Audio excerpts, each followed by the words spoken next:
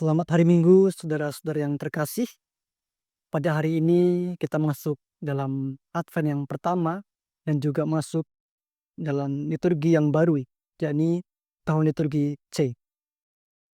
Bacaan-bacaan yang kita dengar nanti adalah bacaan pertama dari kitab Yeremia, bacaan kedua dari surat Rasul Paulus yang pertama kepada jemaat di Tesalonika, dan bacaan Injil dari Injil Lukas.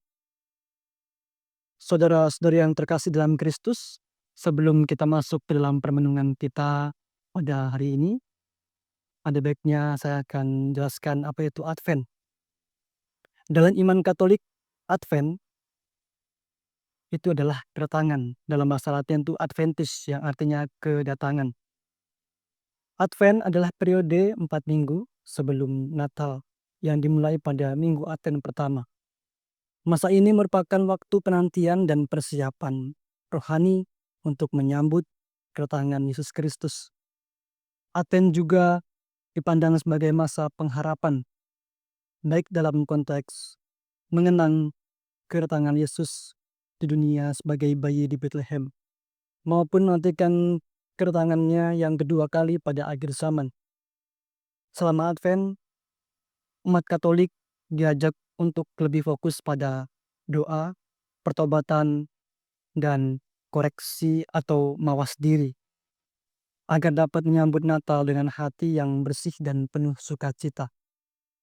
Advent juga ditandai dengan penggunaan warna ungu dalam liturgi gereja sebagai simbol penantian dan pertobatan. Pada minggu Advent pertama tahun ini, kita memasuki tahun liturgi yang baru, yakni tahun C. Pada hari ini juga kita diberikan 3 bacaan yang penuh harapan dan dorongan untuk mempersiapkan diri menyambut kedatangan Tuhan. Meskipun masing-masing bacaan berbicara tentang berbagai peristiwa, ada satu tema yang saya angkat, yakni harapan akan keselamatan yang datang dari Tuhan. Yang pertama, dalam bacaan pertama dari kitab Yeremia, mengingatkan kita akan janji Tuhan yang pasti. Pada waktu itu dan pada masa itu aku akan menumbuhkan tunas keadilan bagi Daud. Ia akan melaksanakan keadilan dan kebenaran di negeri. Ini adalah nubuat tentang kedatangan Sang Mesias yang akan membawa kedamaian dan keadilan bagi umatnya. Dalam kitab Yeremia menuliskan kata-kata ini pada masa yang penuh penderitaan dan pengasingan bagi umat Israel. Namun, meskipun keadaan saat itu gelap dan penuh kesulitan, Tuhan berjanji bahwa Dia tidak akan meninggalkan umatnya. Tuhan akan mengirim seorang raja yang adil, yang akan membawa pembaharuan dan keselamatan. Janji ini berlaku tidak hanya bagi umat Israel pada zaman itu, tetapi juga bagi kita semua yang menantikan kedatangan Sang Mesias, Sang Juru Selamat. Kemudian dalam bacaan kedua, Paulus menuliskan jemaat di Tesalonika untuk hidup dengan penuh kasih dan mengamalkan hidup yang kudus. Dan kiranya Tuhan menjadikan kamu bertambah-tambah dan berkelimpahan dalam kasih seorang terhadap yang lain dan terhadap semua orang, sama seperti kami juga mengasihi kamu. Paulus mengingatkan kita bahwa seorang Kristen, kita dipanggil untuk hidup dengan kasih yang tulus dan menjadi teladan dalam kesucian hidup. Kasih yang kita tunjukkan kepada sesama adalah tanda nyata dari kehidupan yang penuh pengharapan akan kedatangan Sang Mesias yang kedua kali.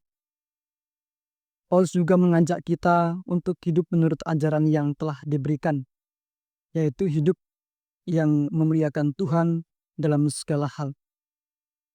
Kedatangan Tuhan yang kedua kali bukanlah sesuatu yang perlu ditakuti, tetapi menjadi momen yang penuh harapan, di mana umat yang setia akan menerima janji keselamatan.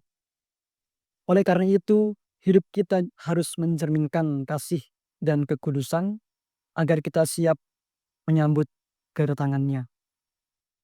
Kemudian dalam bacaan Injil hari ini berbicara tentang tanda-tanda kedatangan Tuhan yang kedua kali.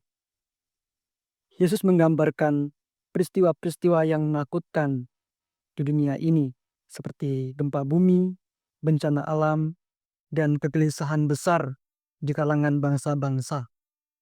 Namun, Yesus juga mengingatkan kita untuk tidak takut, melainkan untuk bangkit dan angkatlah kepalamu karena penyelamatanmu sudah dekat. Saudara-saudara yang terkasih, saat ini, saat kita menghadapi masa-masa sulit atau krisis, kita sering merasa cemas dan khawatir. Namun, Yesus mengajak kita untuk melihat segala peristiwa ini dengan mata iman.